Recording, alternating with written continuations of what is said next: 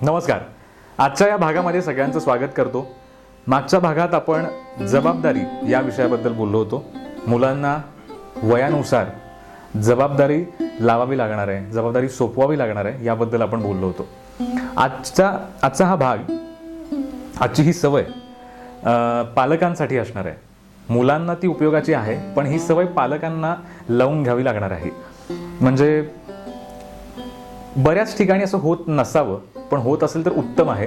तर ते काय, बऱ्याच ठिकाणी बऱ्याच कुटुंबामध्ये मुलांना इन्क्लूड करून घेतलं जात नाही. जर इनकेस त्या घरामध्ये महत्त्वाचे निर्णय घेतले जात असतील तेव्हा, तर फार महत्त्वाचं आहे की आई वडील एखादा निर्णय घेत असतील महत्त्वाचा, तर त्याच्यामध्ये मुलांना समाविष्ट करून घेतलं पाहिजे का? तर घेतलं पाहिजे, त्यांना सामील करून घेतलं पाहिजे. तर यानं काय होणार आहे, एकतर मुलांना कळेल की निर्णय कसे घ्यायचे असतात, काय काय विचार करावा लागतो, आई वडील कसे बोलतायत निर्णय घेताना, ते एकमेकांचं ऐकून घेत आहेत का, या सगळ्या गोष्टी ते बघणार आहेत. त्यामुळे त्यांना त्या चर्चेमध्ये समाविष्ट करून घ्यायचं आहे. आणि त्यांनाही खूप छान वाटणार आहे की अरे, मला माझ्या घरचे त्याच्यात सामील करून घेत आहेत, माझंही घरात महत्त्व आहे, माझंही अस्तित्व आहे घरात, माझंही मत ऐकून घेतलं जातं आहे, मीही बोलू शकतोय. म्हणजे असं आपण बोलतो ना की अरे तू नको बोलूस, तू लहान आहेस, आम्ही जरा महत्त्वाचं बोलतो, तू जरा जाऊन खेळ. हे जे असतं ते आपल्याला करून चालणार नाही आहे. तर ही सवय आपण म्हणजे 6वी पासून पुढे मुलांसाठी आपण ही म्हणजे त्यांना आपण सामील करून घेऊ शकतो.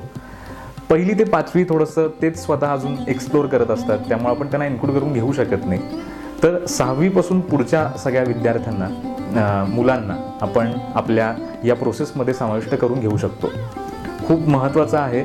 आणि आपण फार ते असं करून ठेवलं आहे त्या सगळ्या गोष्टीला की अरे तुम्हाला नाही कळत, तुम्ही ह्याच्यात आता पडू नका, तुमचं वय नाही आहे ते, असं आपण फार बोलतो.